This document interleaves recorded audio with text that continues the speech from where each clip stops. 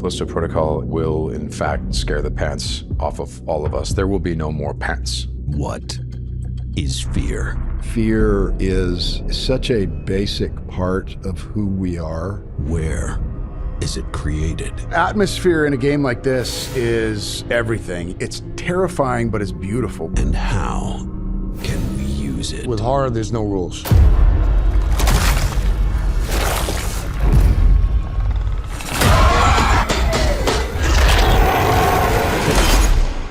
Glen Schofield and the developers of the Callisto Protocol invite you to join them and some very special icons of horror. I think it goes back to the earliest times around a campfire. The perfect horror experience is something that scares the piss out of me. Think of it as a roller coaster. I want it to make me feel things. I want it to startle me. They're all magic tricks. That's what we're doing in the movies. As they discuss crafting the perfect horror experience. The 5 tenets of horror for the Callisto Protocol are brutality, atmosphere, tension, helplessness, and humanity. The Callisto Protocol is mastering horror.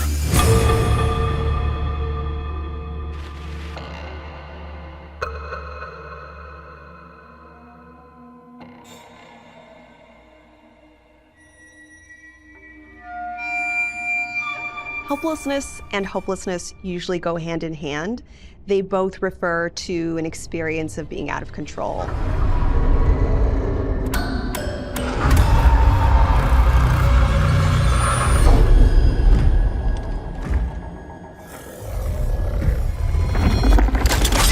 As a storyteller, it's important to ride that line between helplessness and hopelessness.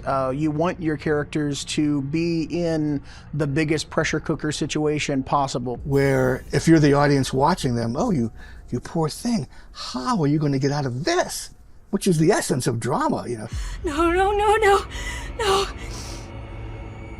no! But at the same time, you have to keep an element of hope in that story or you're going to lose the audience. I can't! Yes, you can. We're almost there. I look at helplessness as a physical condition. Helplessness, I don't have enough ammo. I don't have the right weapon. I don't know what to do here. It really should be a situation where, based on sort of scarcity of resources, that you feel like, only by the skin of your teeth are you getting through every single encounter. But it is limited. There's a sense that this is just the situation for now, and maybe there are ways that we could get out of the situation. You need to have even that little bit of spark of fight left in you, no matter how dire things have become. Once you become hopeless, to me that sort of means like giving in. Hopelessness is very long-term. It is future-oriented. Hopelessness is despair. It's an emotion. And the best thing in a horror game is like, I have hope. And then you dash it, right? You just smash that hope. Callisto is not conducive to hope. That place is pretty hopeless. And if you're able to escape off Callisto, where are you escaping to? What? Space? Space wants to kill you more than anything. So it's a very fine line to make sure that you're keeping your characters as helpless as possible without falling into hopelessness. Jacob! Jacob!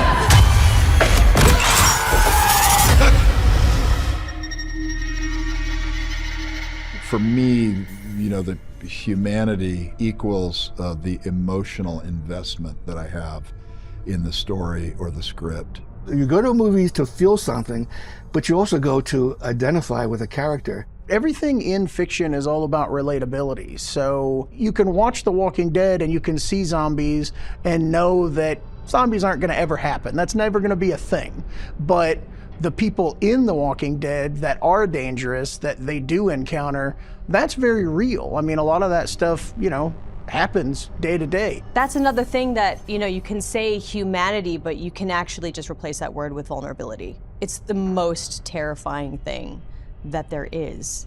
All of the characters within this game have something that you can relate to. They have a sense of humanity, and so you can actually care about them. You want to survive. And that's what drives you forward in the game, and that's what hurts you when the brutal things happen, or when you run out of resources and you get that anxiety and that fear. One of the things I think is interesting is how the main character starts to lose a little humanity as he has to progress, right? Like as he has to do things that he wouldn't normally consider himself doing. And as a player, you're playing this person not realizing, wow, look at the horrible stuff I'm gonna have to do to survive.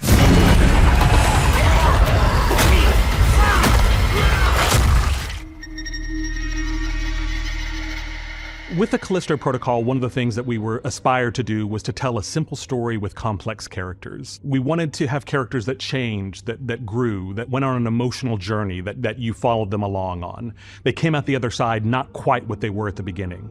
That's what people are going to relate with, I think, the most. They're going to be more invested in the characters, and they're going to want to turn that scary corner and fight for what's right because they're invested in these characters. A big part of it is having characters that you can empathize with, that you can connect with, that you can feel their humanity, that at their core, there's a sense of sort of emotional realism built into the story. Most of the time on games, you don't know the entire plot. Every time we get to rehearsal, we go through every single page of what we're going to work on for the next few days. And Chris and Scott, they explain everything to us. Because we told the story in such, it was so disjointed. You know, we'd shoot like the end of the game first, and then they were sort of writing it as they went. They'd realize, okay, this works. We need to fix this. We need to, amp this part of it up more. So you're constantly sort of,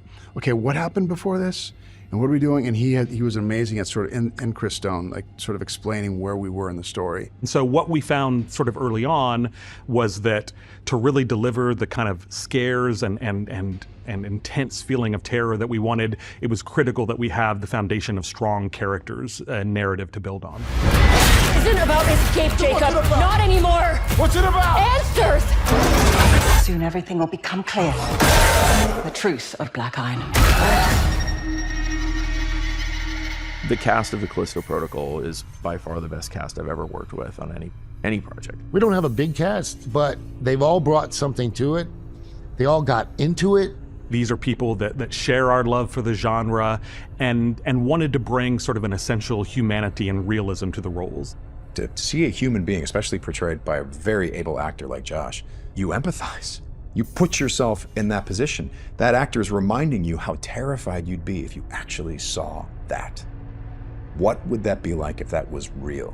And a good actor like Josh can remind you and scare you in ways that you're not prepared for. Josh is someone that we were lucky enough to work with on previous projects. We love working with Josh. Josh was awesome. Are you kidding? He takes the script and he goes a little bit further. He adds his own humanity. He gets into the character so much that at some point he's going, well, this is the way he'd do it. I approach it like I do any movie. I really try to be as emotionally invested and committed as I can, even though you're in these crazy, mocap suits with a giant helmet and a camera looking you right in the eye. Max! Max! Let me go!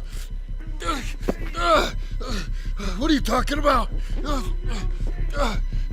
We see their performance because we capture everything at the same time on large mocap stages with cameras on the face. We get to see their entire performance, and I think you can see the quality of their acting come through. It's nice to be able to have people who have an imagination, for them to be able to kind of get themselves immersed in the scene while they're standing on a stage. It kind of asks something new of them. The creative team essentially created a playground for us. And for those who are not familiar, the performance capture stage is a bare warehouse. You don't have that many props. No costumes, no sound, no nothing. And you don't have any set around you. It's all make-believe sets. They'll take boxes and say, okay, this is a Jeep over there. This is the pipes stuck together, and that's the doorway into this crazy chamber, and there's 20 dead bodies and 4 monsters coming at you from the ceiling. So it's all about your imagination, so it makes it much harder. Open up!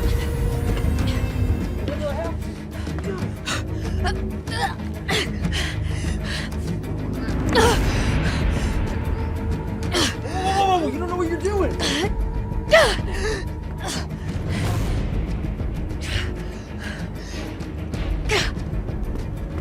I'd love seeing Karen in the game, because we're both actually huge fans of the boys. We love the boys. We love the boys, and suddenly, like, seeing her in a full speaking role was fantastic. Karen brought a lot of energy, enthusiasm. This was the first time that Karen had worked in games.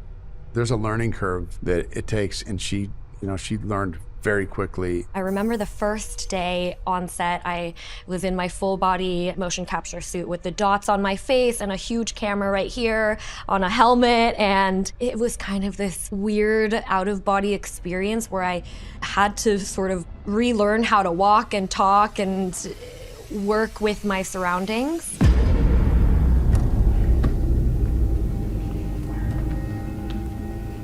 Very quick survey. All right. See Dani down there? There she is.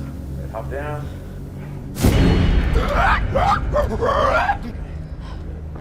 Those things don't give up. We better get moving. You know, some of the other guys, I hadn't worked with Sam Witwer, but, you know, I had heard of him. He's fantastic. That dude is crazy. Sam is one of the most committed actors I've ever seen. That guy is fearless. Definitely mad. Capital mad. Sam is a guy that has worked obviously extensively in games and animation. He understands this world top to bottom. He's also a guy that loves coming in and playing. When you let a bunch of creative people show up and you trust that they have some ideas that maybe you haven't thought of, and you let them push those ideas out there, provided you have someone who's really good at saying, no, that's too much, you're gonna get some really interesting, unique stuff. 5, 2, 1. Me and you, we got some unfinished business. Yes, we do. As you can see, things have changed. We go through, a lot of efforts to try to immerse them in the scene as much as we can. As a performer, the creative team was amazing. They're very much about the rehearsal process, very much about like giving us as much previs as they can so that we understand the world, they understand what it's gonna look and feel like. We show them video reference, we play music for them sometimes, we show them imagery. They have artwork of all of the infected, scary, terrifying monsters. And you get a little background on it and you understand that, okay, I'm a tough lifer prison dude. I don't stand a chance against that thing.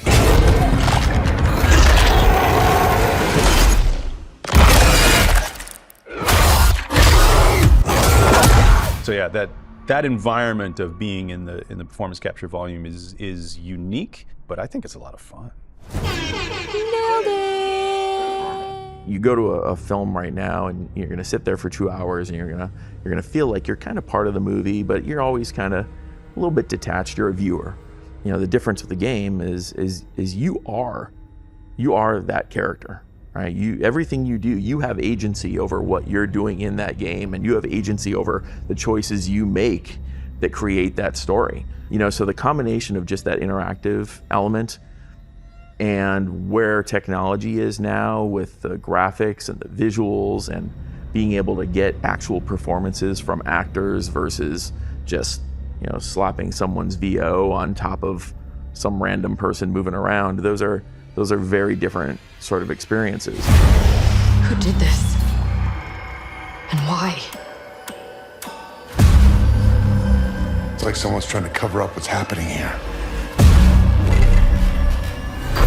So what happened to the original colony?